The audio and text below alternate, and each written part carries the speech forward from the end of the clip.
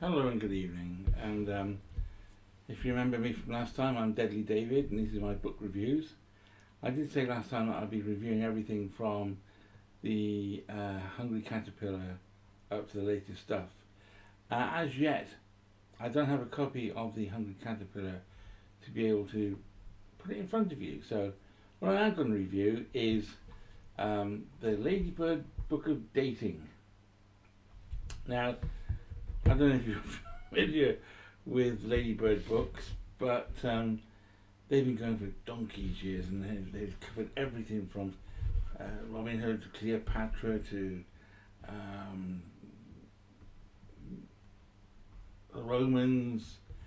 Anyway, this was given to me because I'm one of those sad souls out there who is divorced and on my own.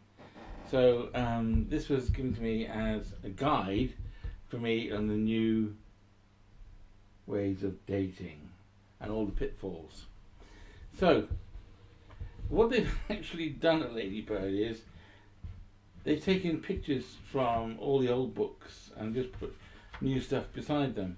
For instance, this first one here that you can see, you have the fallen person with the arrow. It is actually about Robin Hood, but according to this book, it says dating is a fun way of meeting someone who is terrified of dying alone, as you are.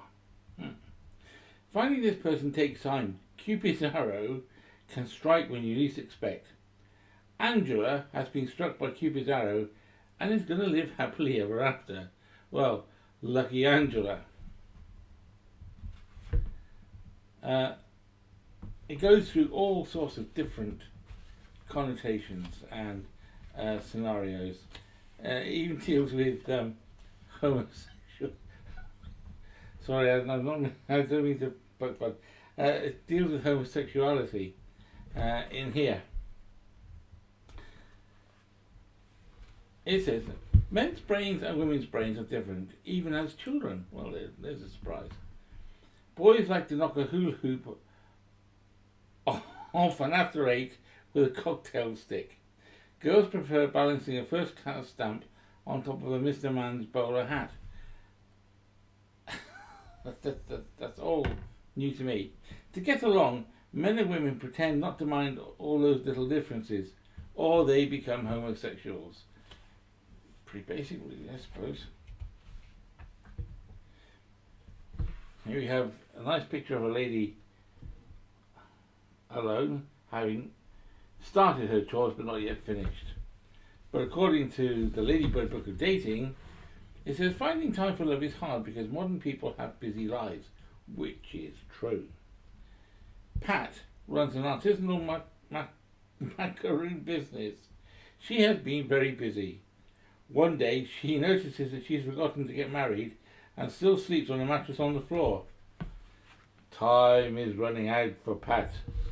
Well, there you go, Pat. See, gotta get with it. So, going through all these different scenarios we have, whoever put this together is crazy. I'm sorry, but they are absolute bonkers. Funny, but still bonkers. Here's another one. Here we have a couple in a bread shop from the 1960s by the look of it. But according to the Ladybird Book of Dating, David and Penelope are busy buying a jar of lemon curd. Well, there you go, they were in a shop, I was right. Which they plan to eat this evening over a game of hippos. My girlfriend will pay, says David. How very modern, David, how very modern. Penelope smiles. David has never called her his girlfriend before. The grocer smiles too. Look at my girlfriend like that again, says David, and I'll break your legs. Oh, cute. Isn't that brilliant? And there's David with his very, very stern look. She's obviously not got the money out yet, and the grocer's still waiting for his cash and possibly the breaking of his legs. I wonder who won the Hungry Hippos. I mean, if you're playing with the lemon curd, it's bound to be a sticky wicket, isn't it? Bound to be. Anyway, this book goes through all these different possibilities, and to the last page, which is of course the ultimate, the wedding. It is Barney and Lee's wedding day.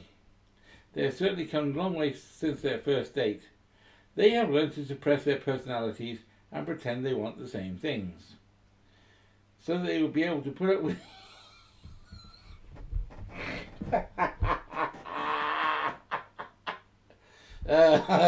so they will be able to put up with each other for several years. Oh, that is just so true. And then it says everyone is happy for them. Well, it's a wedding day. Everyone's supposed to be happy. And it says their story is over. No, their story isn't over. Their story is just beginning, and is covered by the other books in this series. Here we go. On the back it tells us that there is, following after this, the Book of Dumping, and I presume that's people and not toxic waste. 2, the X, that's bound to be a bumper thick version. 3, the bonus night. I have no idea what a bonus night is. In all my years, I've never come across a bonus night. Is that one where you survive, do you think? Then the friend with benefits. Wow, there you go. That's what we're all looking for these days. And finally, Tinder hacking. So,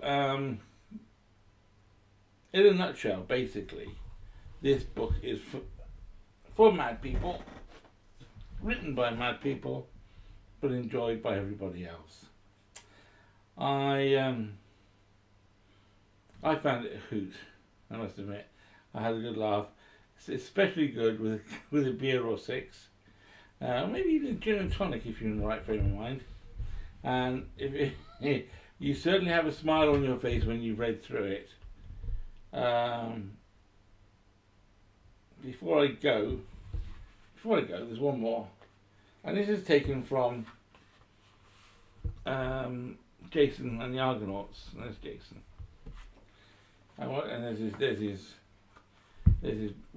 there's his hot bit of stuff there. Whoops, there. What she's doing down in the underworld with I don't know. But it says, Phil has arranged to meet Abigail in a basement wine bar, as you do. The bar is hot and Phil is not used to drinking red wine. His shirt was off before the bruschetta arrived, and he has challenged the waiter to us. He has challenged the waiter to a sword fight. Abigail's going to get half an hour, and then she's going to call a cab. Well, there you go. That's modern couples for today. So, it's been brief. There's not really a lot I can say about this book except for I didn't buy it. It wasn't one of my choices. Thrust upon me as his greatness. But I haven't. How much? Wow. Okay, I just noticed the price on this, and it's rather expensive, so it must be quite an exclusive range. But like I say, if you're in the right frame of mind, it can be a giggle. It can certainly be actually a good one to have if you've got a group of friends around, having a chit chat and you've got a few drinks. By the way, this one's drink, choice of drink, is strawberry milkshake.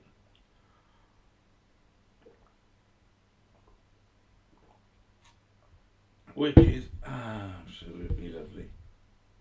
But I digress. Yes, so you could use this as the basis for playing fun games in a group on a Saturday or Friday or Saturday night. One where you don't have to get up the next day. And I would presume if you've had a few beers, you could make a good few games out of this, one way or the other. If you're sad, it'll cheer you up. If you're seriously thinking of going out into the world and dating, I wouldn't use this as a guide myself. I would tend to look for something which actually might help you. So, there we are. I hope you've enjoyed this, and we'll come back again for the next one, which is going to be more serious, I think, and certainly one where I can talk a bit further and a bit more depth about. So thank you for your time.